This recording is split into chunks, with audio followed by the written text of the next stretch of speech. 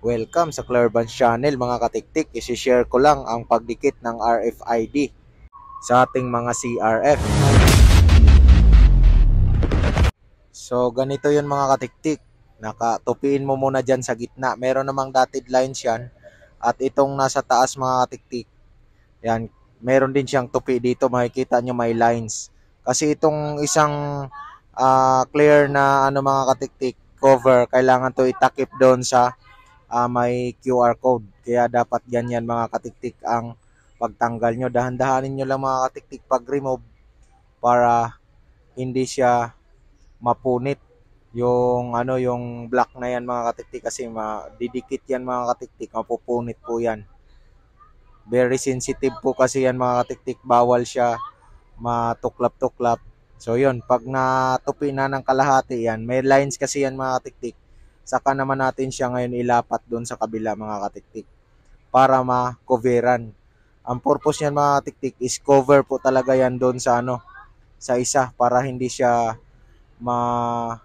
madaling mabasa. Halimbawa mga katiktik, kasi yung QR code yun, yung barcode kung baga, yun yung pinoprotektahan niya, at yung kulay black na yan mga katiktik, yan yung parang chip.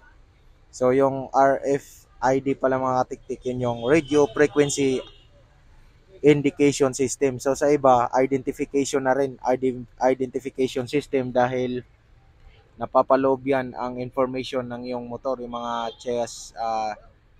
chassis number, yung halimbawa ganyan. So kasi kasama na din yan yung plate number, nandyan na rin.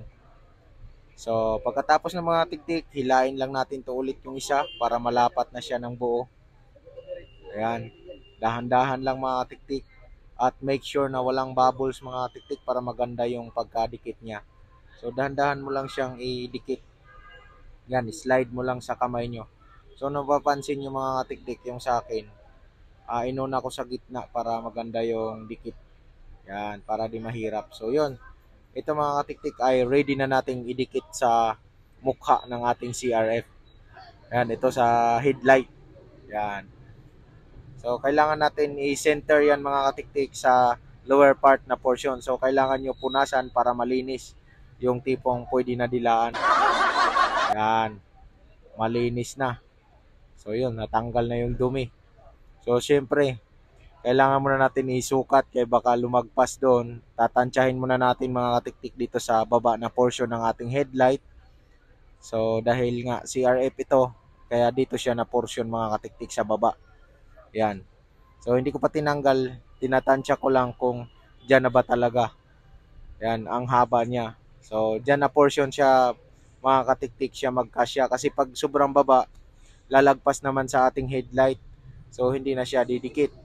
Lalapag ko lang muna yung camera at tatanggalin ko na sa sticker ang kanyang mga katiktik, yung papel para maidikit na natin sa salamin. Yan, kailangan natin mai-center lang mga katiktik, at pag na-center na natin, kuhanin ko ulit yung damit ko na pinangmumunas kanina, at yan ang gagamitin ko pag dikit dito, rub, para mawawala yung kung may bubbles mga tiktik, hagurin mo lang mga katiktik hanggang sa pagilid para mawala kung mayroong bubbles.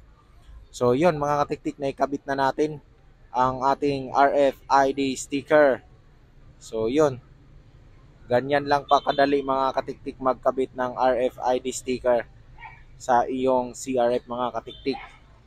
So di na yan basta-basta matanggal, kasi bawal yan ilipat mga katiktik. Pag nilipat mo yan, masisira na yan mga katiktik. Very sensitive po yan.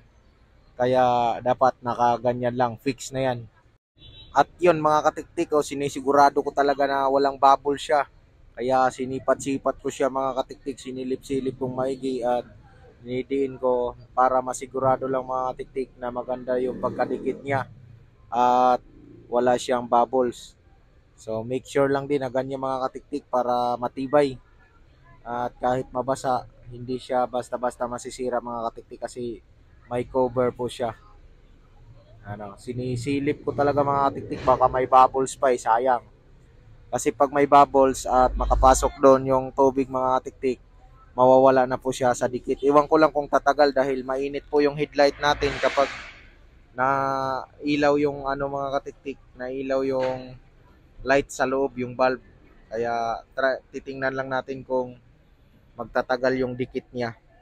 At sa wakas mga katiktik, wala na akong bubbles na nakita. At yun, ito na. Tapos na natin madikit ang RFID sticker. Ayan o. At maraming salamat sa panonood. Salamat.